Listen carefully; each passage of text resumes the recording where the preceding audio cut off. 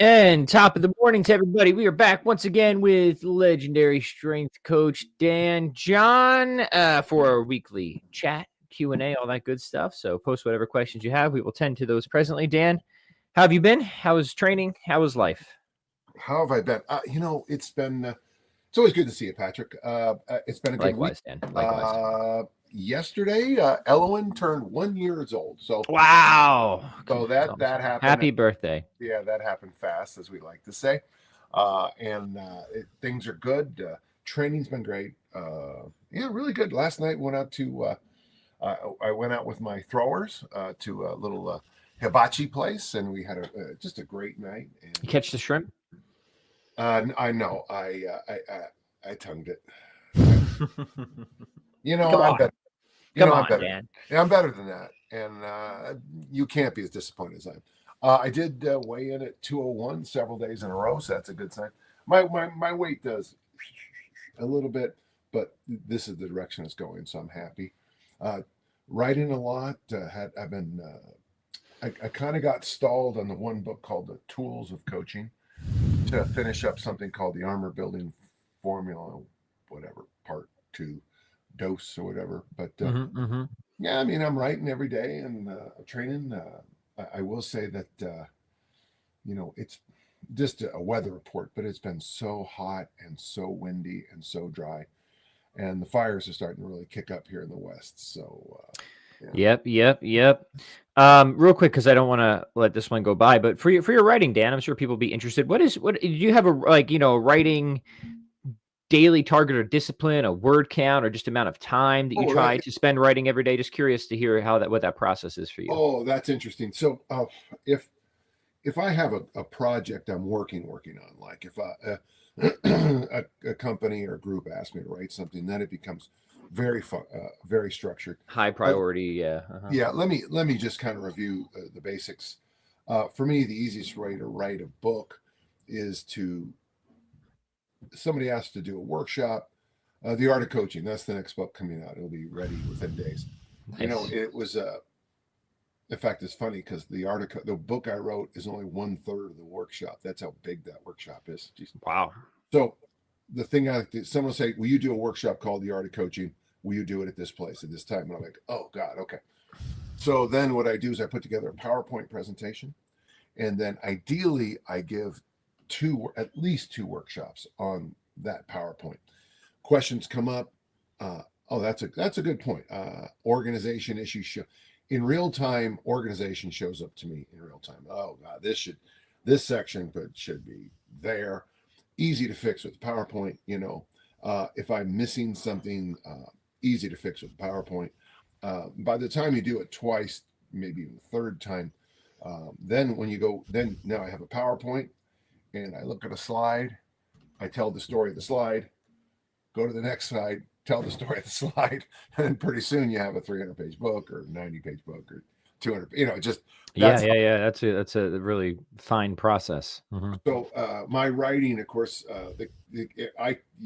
most people would know what I do is that I roll out of bed ideally like today, which surprised me. I got out of bed today without an alarm clock again, which is a big goal of mine. Wake up without an alarm clock that tells me two things. First, I went to bed at a reasonable time. Yep.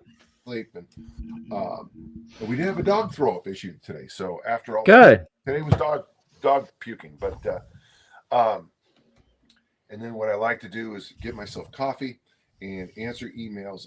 I use email answering to warm up my writing. Yeah. I use that too. It's good to have like anything else. It's good to have a little warm up, isn't it? Yeah. Yeah, and then I just slide into. Then I kind of open what I'm doing and I look to see what I did. And I'm usually like, ugh, and then and then I'll find another section. I tend to have open like 10 sections of the book at once. Yep. Because some things just don't. Like there are days where I really want to talk about the nuts and bolts of something, and the next day I just tell a story for God's sake. Yeah, totally. So I whatever muse. Of course, Cleo was the muse of history and storytelling. So whenever I get stuck, I just turn to my muse. Turn to your muse. Yeah. The reason I'm actually joking on that when people ask, and we've talked about this, you and I. what do you do for inspiration? And I'll say, well, I look at my bills. Yep. Okay. My daughter say, Daddy, will you pay for my master's degree? Yeah, how much is that? And she'll give me a number. It's like, yeah, there's my inspiration right there. Time to write 4 more books. Right. Yeah. I see that little comma, and that's, in the number. And I look how much is on the left side of the comma, and I go, okay, that's good timing. Yeah. There's a good book on writing I like a lot. It's more on just like, the creative process in general. The War of Art by Stephen Pressfield, and he says like, the muse is kind of a real thing, but it's not like you just wait for the muse to show up. No, you got to get to work, and in some days, when you're working all day, every single day, you'll be rewarded for the work with various, bursts of inspiration. But if you're just waiting around for the inspiration, you're never going to get anything done. What you need to do is you need to shut the door. You need to get to work, close the door, lock the door, have that, daily dedicated time where no matter what, come hell or high water, you are putting words down on paper. And then every so often, yes, you will be rewarded by the muse. That's the way to think about it. If you're just waiting for it to show up, then, have a comfortable seat, because you're just never going to get anywhere. Right. And look, you can say something about the same thing with workouts. I mean, it's like, yeah, I'm waiting to get fired the front squat. Yeah. Oh my God. Yeah. Yeah. And it's really the idea of like fire. And the truth is like, look, you sit down, you do the work, and it's the work that gets the job done. And a lot of times you just have a lot of workouts that are just kind of like middle of the road. Okay, it wasn't my best, wasn't my worst. You have some workouts that completely suck. And every once in a while, you're rewarded with fantastic energy and focus, and just everything's on fire and clicking. And that's how it is. But that only happens if you're just consistently, doing the work. So that's why I think it's a good, even if you're not into writing, people should check out, The War of Art from Pressfield. I think it's just like a good book on treating a discipline like a true professional would, rather than just a mere hobbyist or something like that. Right. Could I add one of the two? Stephen King's On Writing. Yeah. I listened to the audio of it, and I had to pull over the side of the road. This is a true story. When he described his inspiration for Carrie, I was physically wounded by that. His discussion of the getting hit by the drunk driver. I always thought Stephen King, because he writes so much, people don't appreciate it. But also, there's a site called, for those of you interested in writing, openculture.com. And they have multiple lists of syllabi of great writers and stuff. But often they'll have rules of writing. So yes, just a few ideas. We have a lot of questions, and we have someone listening for the first time. Yeah. We'll tend to those. Let me just say in general, like, okay, we're here to talk about fitness, but there's a lot you can learn about how to be better at fitness or the weight room, or just by seeing how people who are awesome at other things approach their discipline. So, expand your horizons, look at people who are really masters of their craft in any respect, and then try and connect dots. Like, okay, maybe I'm not into music or writing, but like there's something that can be generalized here that you could take and apply in your own life, fitness or otherwise. So I think these things are interesting. I think they're worth talking about, right, Dan? Well, and also toss it. I mean, I just read the book last week, but the Art of Creativity by Twyla Tharp. The thing I love most about it is she believes so what she does, she works out every day. She must be in her 90s now, works out every day for 2 hours at the gym. But what she does is she gets out of bed, and when she hails the taxi cab, she figures that ritual is what gets her to work out every day. And the whole book is built in with gems like that. Just, and I'm a big believer that the ritual is more important than, so I'm a habits guy, but for me, it's the ritual. It's because I want to have, like my dental hygiene, mouthwash, floss, brush teeth, walk away. But if I don't have the mouthwash out, the floss sticks and toothbrush, toothpaste there, and I have to start scrambling around. Oh, it's that one's upstairs, that one's in the car. You're not going to get these things done day in, day out. Right. Ritual. Really good. I remember Archbishop Niederauer telling me that I had to stop quieting audiences by saying in the name of the, because if you want to get Catholics to quiet down, you just do this. And then I said, well, it does work. He goes, yeah, you're right. And we just kind of moved on. That's good. That's good. Jordan has a comment. He says, I don't write like Stephen King, but On Writing is still my favorite book. Yeah, I do like that. And it's funny because I haven't read a whole lot of Stephen King. He's just not really my thing. Very impressive, no doubt. But I really like On Writing. There's another book I like a lot that I think doesn't get as much attention. It's called get this, On Writing Well. By William Zinsser. So I would highly recommend people check that one out. All right, let's take some questions here. This is kind of fun one. A Sparrowhawk wants to know, what were our last 3 workouts? It would be fun to hear. Dan, you wanna go first? What were your last 3 workouts? I gotta see if I can remember the details all mine while you answer. Yesterday I broke some records in the incline and in the bench press, and then I curled 160 pounds. Ooh, big boy weights. And then got my 11,000 steps in. Sunday, Saturday walks. Friday I did really well on the. I did 6 chin-ups with the 24-kilo bell around my waist. So that was a good effort, and I did a whole bunch with the 12. Presses were fine. Thursday was tonic day, an hour of flexibility, and then I got almost all 10,000 steps after right in a row. And then Wednesday was my leg day, and it was great because it just went easy. I bought a leg extension machine for myself, and I got to tell you, I'm starting to think that at a certain age, hip thrust and leg extensions might be a very good thing for gentle listeners to toss in.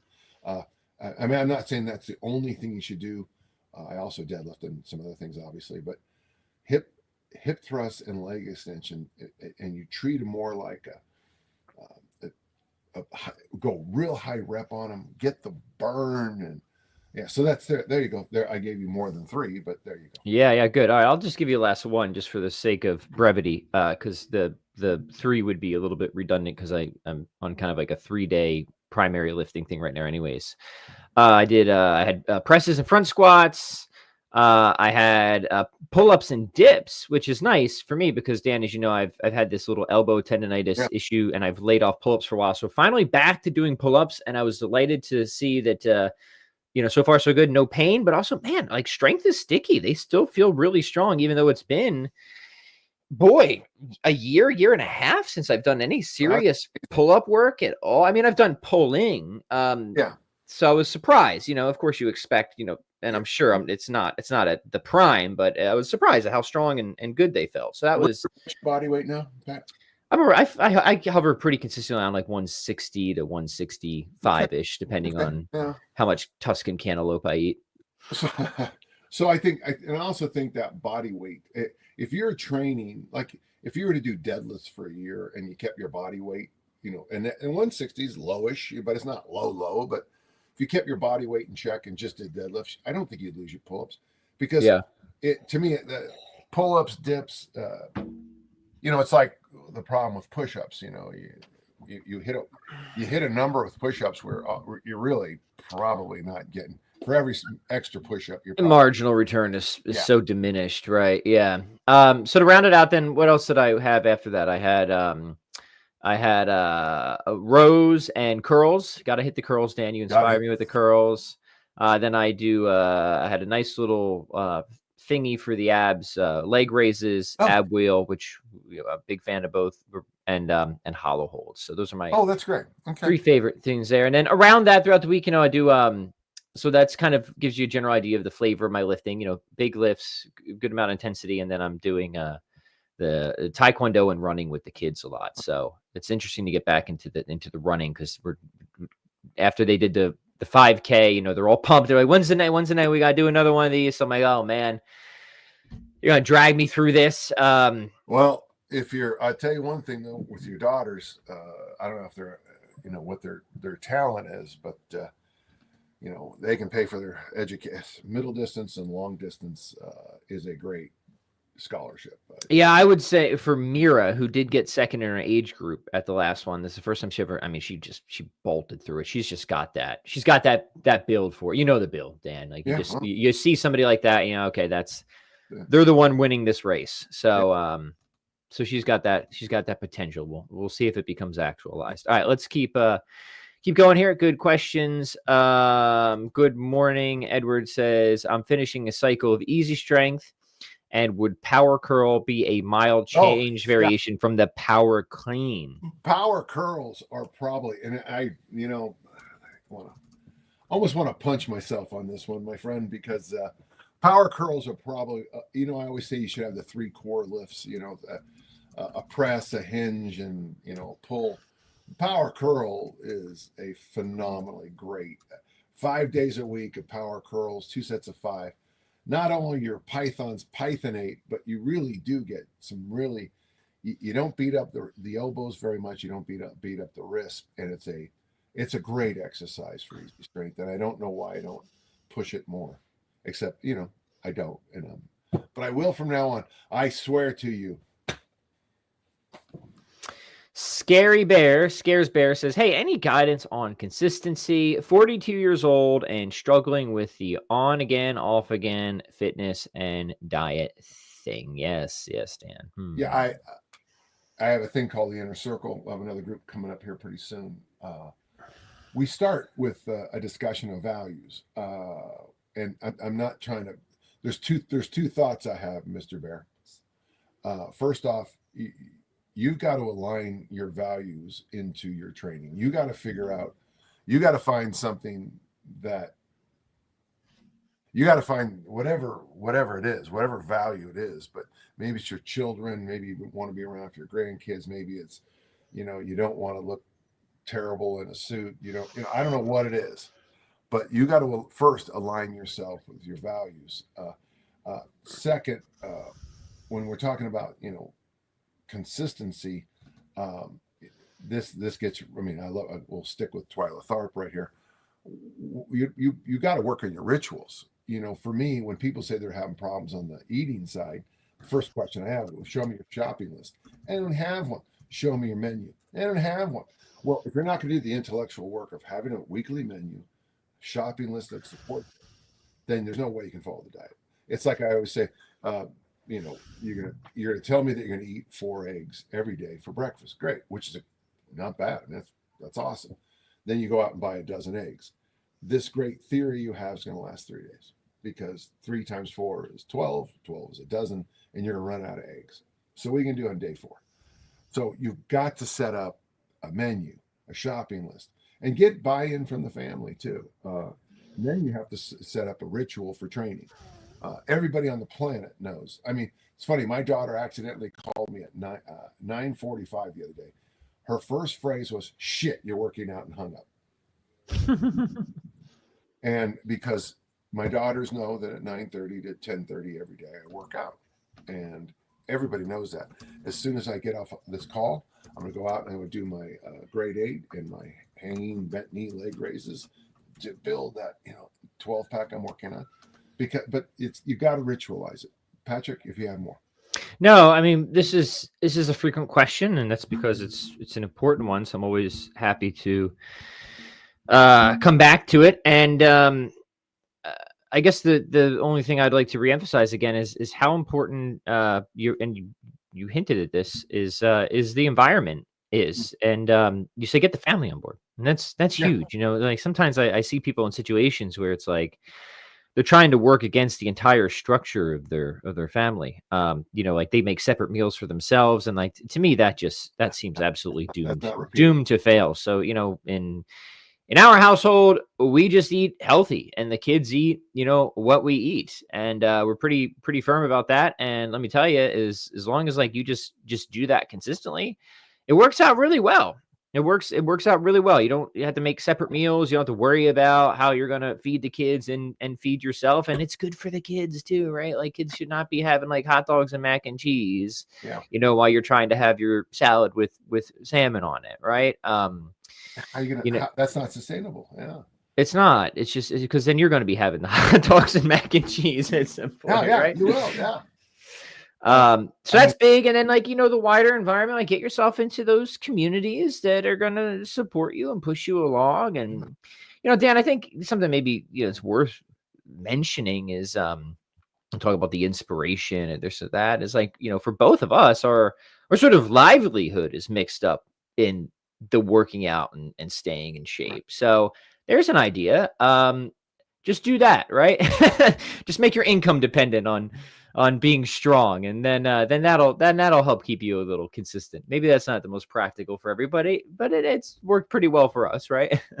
Well, I mean, and there's bigger things you can do too. For example, move to a place where you either can walk to work or bike to work. And on the way home, when you get home, because you do a few sets every single day. There's ways to do everything. The problem is, and we all do it. I mean, I get in my own comfort zone. I get in, if this time of year when it's hot and windy and everything's so dry, I don't want to go outside. I got this great air conditioned home I've got enough. I can watch probably a different movie every hour, 2 hours for literally the rest of my life in this house between, streaming services and Yeah. Mm-hmm. But it's not something I want to do. So sometimes you just gotta break out of your comfort zone. I wasn't being negative at all on anything I said, but it is hard. Yeah, I mean that is so worth. I mean, you'll get this at the beginning of that book I talked about, writing well. The first thing he does is he sets the expectations. Writing's hard. The end, right? Doing all this, being in shape, especially in today's culture, it's hard. Just accept that, right? Just like that's the starting point, right? It's hard. It's not gonna be easy, and even for me, there's plenty of days where I would rather, not do the. So it's like it becomes easier, once you build the habits. But I don't think there's ever a point where it's easy. Yeah. No, it's hard. It's hard. You got to constantly be pushing yourself and, in being intentional about, getting out of that comfort zone and so on. I like that intentional. That's there's your $1 million thing. Intentional. Yes. It's just hard. And I think if the sooner you come to grips with that reality, the better things will be, right? Yeah. Sorry, I got to move something there real quick. I like the fact that it's hard, and I think that way about coaching high school football all those years.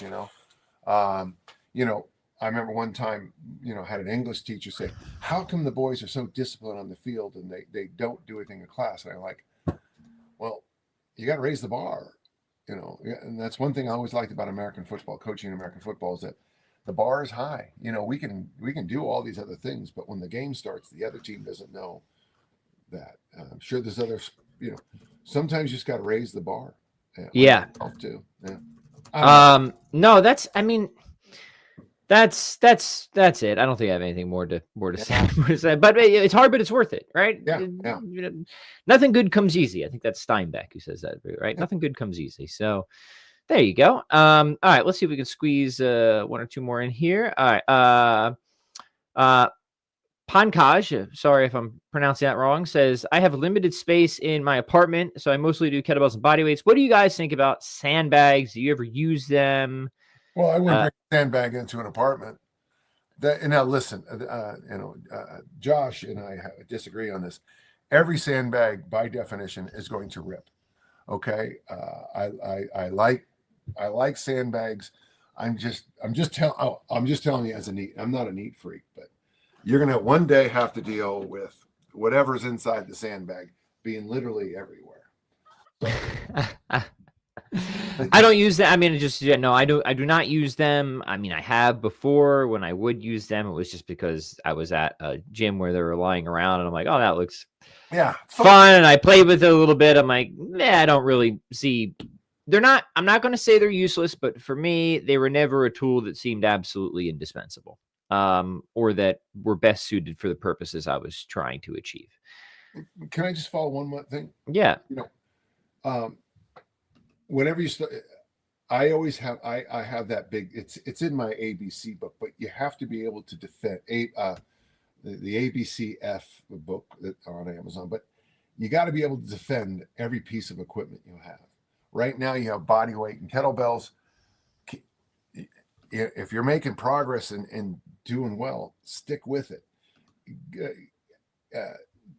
Squeeze out every ounce you can out of those two pieces of equipment before moving to something else. And I mean, I don't know how, but when I was young, there was these 50 kilo, 110 pound barbell sets. And it's interesting because I've had a few people, because of my armor building formula book, they've gone back to them because it was in their attic or their basement. And they pulled it out because with 110 pounds, if you're doing clean and press, clean and press, clean and press, clean and press, clean and press with 110 pounds, you're getting a great workout with a piece of equipment that's been sitting in your basement. You don't need to go to the gym if you're taking care of business with that. So that's just never let the equipment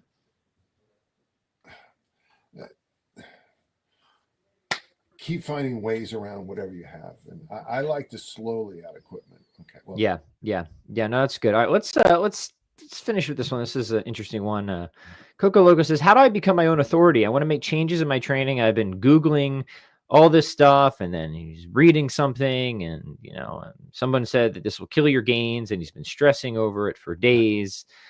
I guess let me just start with this. Why do you have to be your own authority, right? I mean, that's the first thing. I mean, it's cool to have, mastery and authority in some areas, but also like life demands that we rely on all sorts of authorities all the time. And there's nothing wrong with that. And in fact, it's necessary. Right? I have all sorts of medical authorities, right? And there's certain areas in life where I just think, even if I could be an authority there, like it's just not the best use of my time. I'd rather have the authority just tell me what to do and get good at following the authority. I think there's this weird kind of idea that I don't know what it is, that people think I just have to have this complete autonomy in my life. And it's impossible. Humans aren't meant to be that way. So the first thing I would say, well, why do you want to be? I mean, there's lots of great authorities out there on these matters, like Dan. So maybe you would just be better suited and stop stressing over things if you just, grabbed one of his programs or used one of his things and just stuck with it, and then, focused your energy elsewhere. So that's the first thing I would say. The second thing is, you want to be your own authority. You're not going to do it by Googling. I mean, you gotta invest, and you gotta learn, go to school, study up, get certified. You have to do the things that make one into an authority. So just kind of Googling around, reading T Nation articles or whatever ain't gonna cut it. So you gotta make the decision of what you want. Either decide that you're just going to rely on other authorities. You don't have to be completely ignorant. Of course, you can learn as much as you can. Or you decide to step up and make the necessary investments to really learn the trade and learn the craft. Those are your two options. Dan, what are your thoughts? Mm-hmm. Well, I mean, I'm always reminded of Father O'Malley's insight on, how we know things. And in theology, the highest rung is common sense. And by the way, you've mentioned, let's talk about the big ones. So common sense is a big one, and sometimes common sense really does help in the weight room. My dad tell you that. Authority is, there are people out here. I for whatever reason, I just keep this book on my desk all the time. The Physiology of Strength by Theodore Heidinger. This basically with DeLorme and Heidegger. No one's ever had anything. So Thomas DeLorme's progressive resistance exercise. These are the first researchers. No one's ever done better. In fact, I don't know why people still waste their time, because the human body hasn't changed that much, and that's still true. There's experience, which I don't think a lot of people use enough. That's why I keep journals. That's why before every workout, I do that past, present, future thing. I think about my last few workouts. I think about what I'm about to do today. And then I think about where this is heading.